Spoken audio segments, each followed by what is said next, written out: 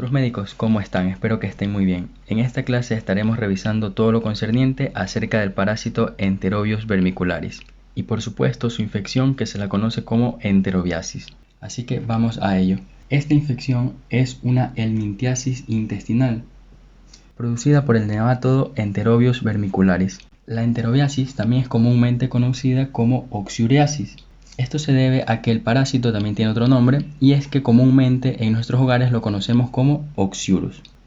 Pero además de esto tiene otro nombre y es que se lo denomina como pinworm. Esto se debe principalmente a que este parásito hacia su extremo posterior presenta una punta afilada y es de ahí su nombre, pues tiene una forma de alfiler. La principal vía o mecanismo de transmisión en esta infección es el denominado ano-mano-boca.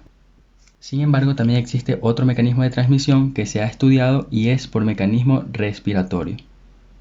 El principal reservorio de estos enterobius es el ser humano.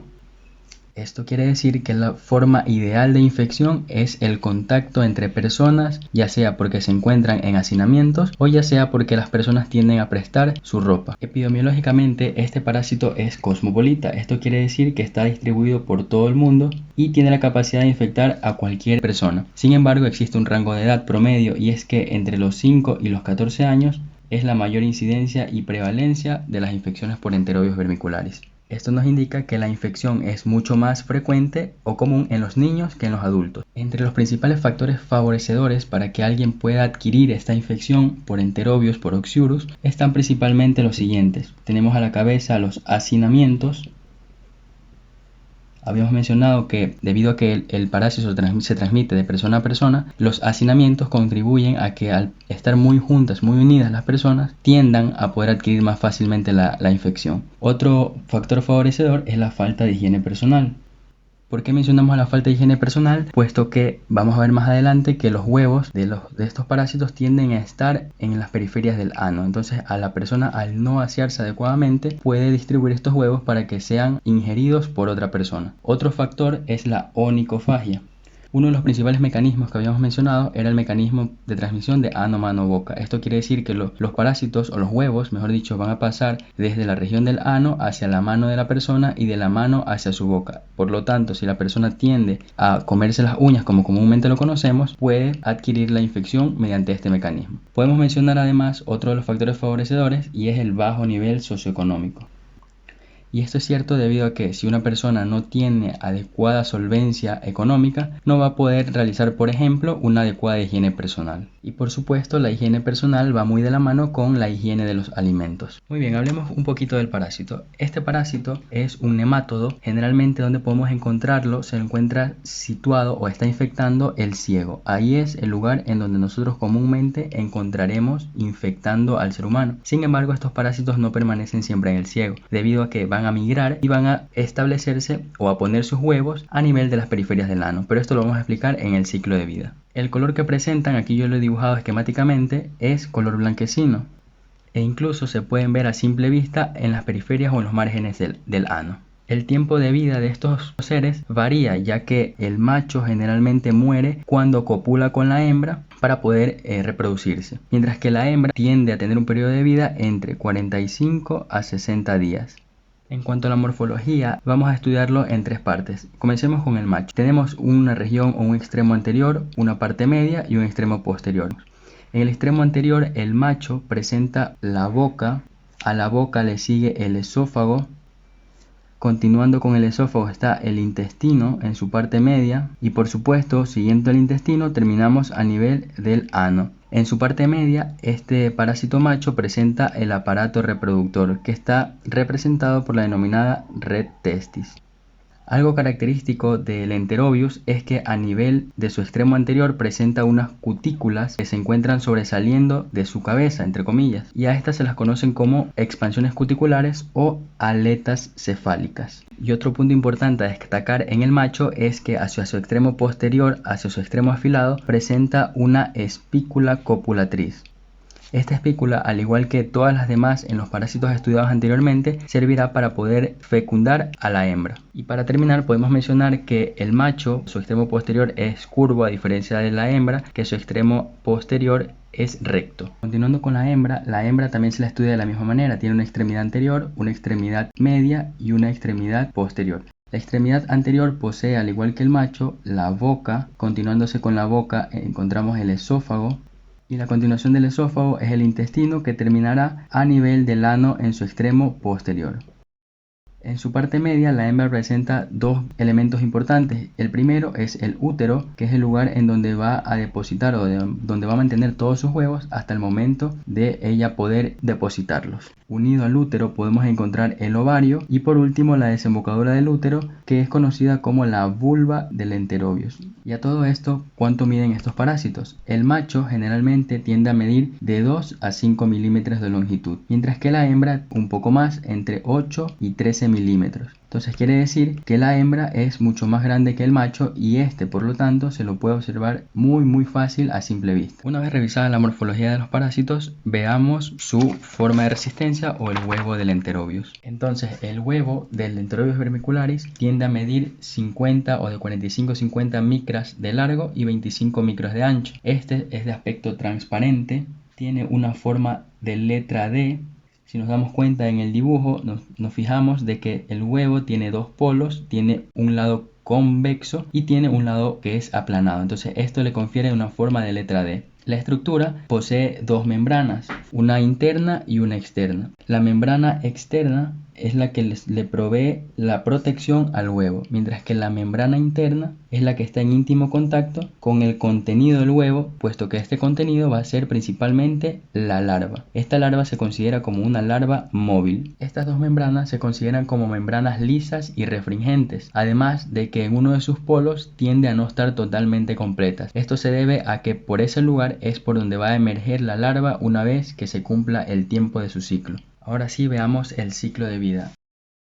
Los dos parásitos adultos se encuentran situados a nivel del ciego, recuerden, ahí es donde infectan principalmente. Está el macho y está la hembra, ambos. En este lugar, en el ciego, el macho y la hembra copulan. Esto hace que la hembra quede fecundada y produzca huevos. Ella tiende a salir a ponerlos en otro lugar. Por lo tanto, migran desde el ciego a través del colon ascendente, transverso, sigmoideo, recto y por lo tanto llegan hacia la región perianal. En esta región perianal, las hembras tienden a dejar sus huevos. Aproximadamente se dice que una hembra puede poner hasta 10.000 huevos. Una vez dejados en la periferia anal, la hembra regresa nuevamente hacia su sitio de origen. Estos huevos que se encuentran a nivel del periano tienden a convertirse en huevos larvados. Para que se conviertan, tiene que pasar aproximadamente entre 6 y 10 horas. Pero pueden permanecer viables hasta 14 días, puesto que pueden quedar adheridos en la ropa o en cualquier otro lugar como las sábanas o almohadas, siempre y cuando el huevo tenga un medio ambiente apto, es decir, que sea húmedo. Y este huevo larvado se considera como la forma infectante del enterobius. A partir de aquí, como está a nivel de la región anal, al momento de la hembra salir y poner los huevos, produce prurito, produce picazón. Esta picazón comienza el denominado mecanismo de ano, mano, boca. Habíamos dicho que la infección es más común en los niños. Al tener picazón en su región anal, tienden a rascarse. Al momento de rascarse, los huevos quedan adheridos en sus manos o quedan adheridos en sus uñas. En cualquier momento del día, o incluso niños con onicofagia, pueden llevarse sus dedos a la boca. Llevan consigo el huevo. Otra forma de infectarse era el que habíamos mencionado y es por vía respiratoria. Y recuerden, cuando se adhiere el huevo a la ropa, a las sábanas, a las almohadas, al momento de levantar todos estos objetos, el huevo, al ser muy ligero, puede flotar y puede llegar a inhalarse. A este mecanismo es el que habíamos mencionado como mecanismo respiratorio.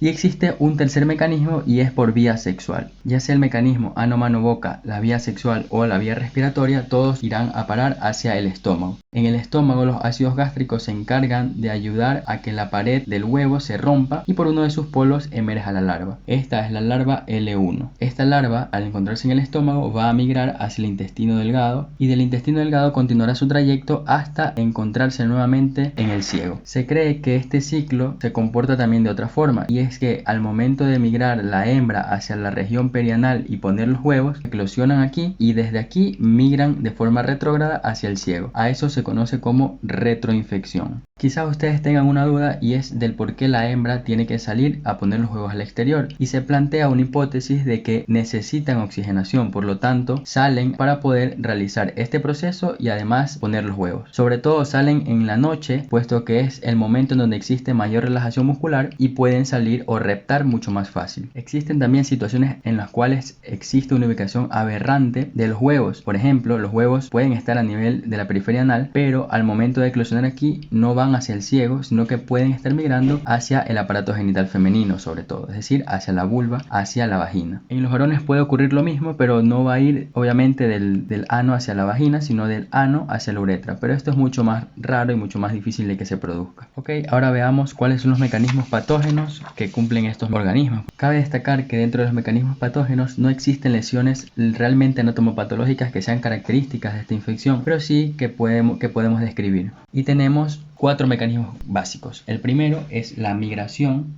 el segundo son los traumatismos, el tercero son los alérgicos y por último, pero no menos importante, son los tóxicos. ¿Cómo explicamos estos? Por ejemplo, la migración se cumple cuando el parásito puede moverse de un órgano a otro, es decir, del ciego puede pasar a la región perianal la hembra, pone los huevos y estos huevos eclosionan y se dirigen hacia la vagina, pueden seguir migrando e incluso irse hacia el útero o hacia otros órganos que los he dibujado en este momento. Sea cual sea el órgano al que vaya, principalmente lo que tiende a formar son granulomas.